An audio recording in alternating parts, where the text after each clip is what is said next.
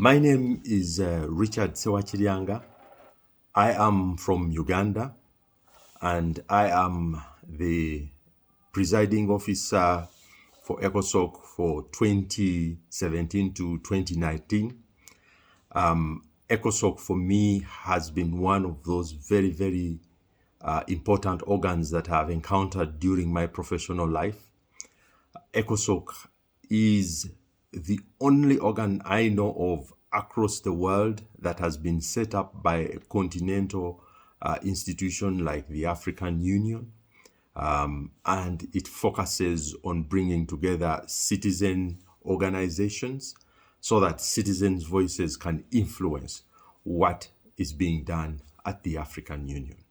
ECOSOCC is also an independent organ, and I think that that is unique about it.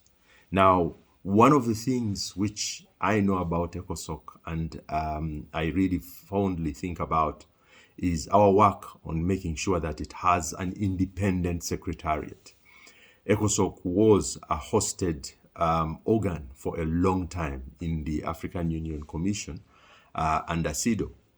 And when it became an independent organization, it took a bit of work. And I remember that one of the things that I had to deliver during my tenure as a presiding officer was to make sure that we have this organ delivered as having an independent secretariat and staff that are dedicated to it.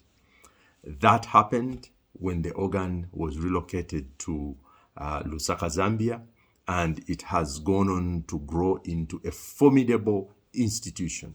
Why? Because it has dedicated staff, a dedicated program, and it's independent as an organ. Now, that I think is one of the most fond things that I keep remembering as a person who has been in the leadership of ECOSOCC.